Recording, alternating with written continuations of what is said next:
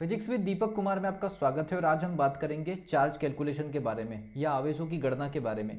NEET के examination हो या आईआईटी जेई के एग्जामिनेशन हो, याद रखिए जब तक आप बेसिक से स्टडी नहीं करेंगे आपके लिए एग्जामिनेशन को क्लियर करना हमेशा एक चुनौती या चैलेंज रहेगा।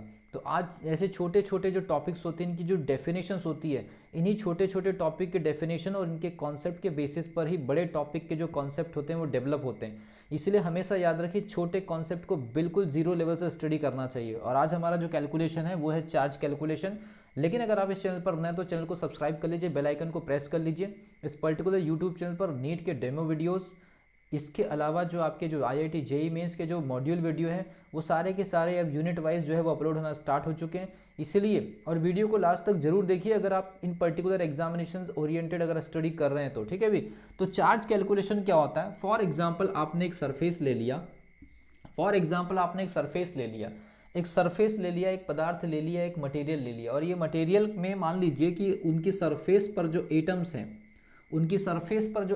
हैं, तो एटम से इलेक्ट्रॉन अगर बाहर चले गए, अगर मान लीजिए इलेक्ट्रॉन बाहर चले गए, एटम से इलेक्ट्रॉन अगर बाहर चले गए तो इन परमाणुओं में या इन एटम्स के ऊपर जो हमारे जो इलेक्ट्रिकल चार्ज होंगे उनका कैलकुलेशन करने जा रहे हैं। और उसकी कैलकुलेशन कैसी होगी?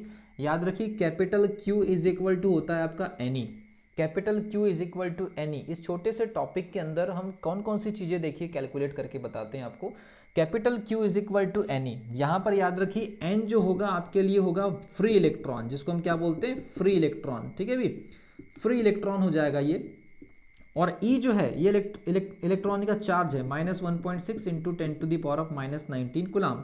याद रखिए अगर मान लीजिए इलेक्ट्रॉन सरफेस को छोड़ करके चला गया, इलेक्ट्रॉन इन एटम को छोड़ के चला गया, तो एटम कैसे हो जाएंगे? पॉजिटिव। अगर मान लीजिए इलेक्ट्रॉन अगर छोड़ करके चले गए तो जो Q की वैल्यू आ जाएगी वो आ जाएगी प्लस एनी। और अगर मान लीजिए सरफेस पर बाहर से अगर इलेक्ट्रॉन हो गए तो Q इज इक्वल टू आ जाएगा माइनस एनी। इसमें एक चीज हमेशा याद रखिए, इस प्रकार के रिजल्ट कभी भी नहीं आएंगे। इस प्रकार के रिजल्ट याद रखिए, इस प्रकार के जो रिजल्ट है वो कभी भी नहीं आएंगे, कि इस प्रकार के कोई रिजल्ट नहीं आएंगे कभी भी। चार्ज कैलकुलेशन में इस प्रकार के नंबर्स कभी भी नहीं आएंगे 1/3, 2/3 या 1/4। हमेशा याद रखिए नेचुरल नंबर आपका कैलकुलेशन आएगा 1 2 3 4 5 6 7 8। क्यों? क्योंकि इलेक्ट्रॉन के जो नंबर है वो एक परफेक्ट नंबर है। इलेक्ट्रॉन जो एक प्रकार का परफेक्ट नंबर है, मतलब वो 1 2 3 4 5 6 होगा या नेचुरल नंबर है। कभी भी याद रखिए इलेक्ट्रॉनिक कैलकुलेशन में, इलेक्ट्रॉनिक चार्ज के कैलकुलेशन में या इलेक्ट्रॉन के आवेश के कैलकुलेशन में कभी भी 1/2, 1/3, 1/4 या 2/3, 3/5 इस प्रकार का कैलकुलेशन नहीं आएगा। या तो इलेक्ट्रॉन 1 फ्री होगा, या तो 2 फ्री होगा, या तो 3 फ्री होगा। कुल मिलाकर के ऐसे 2.5 इलेक्ट्रॉन नहीं होते।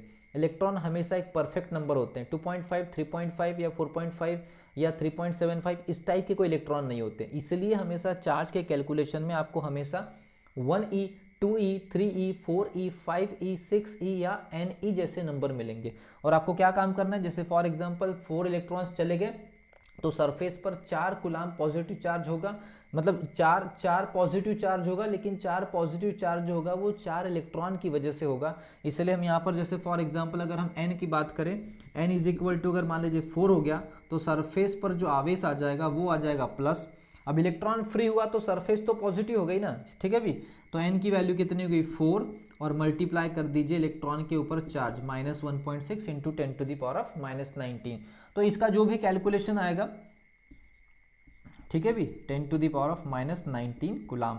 तो 1.6 इंटू 4 का अगर मल्टीप्लाई कर देंगे तो इस प्रकार से कैलकुलेशन। तो इस प्रकार से किसी भी सरफेस पर हम चार्ज का कैलकुलेशन करते हैं। तो चार्ज के कैलकुलेशन में 2 चीज़ें याद रखिए, इस प्रकार का नंबर नहीं आएगा और हमेशा 2e, 3e, 4e, 6e, 7e या ne आएगा। 1/3, 2/3 टाइप के नंबर नहीं आएंगे। इसीलिए छोटे से टॉपिक को मैंने कैलकुलेशन के रूप में इस पर्टिकुलर वीडियो में शामिल किया है। तो मिलता हूँ अगली वीडियो में, तब तक के लिए wish you all the best.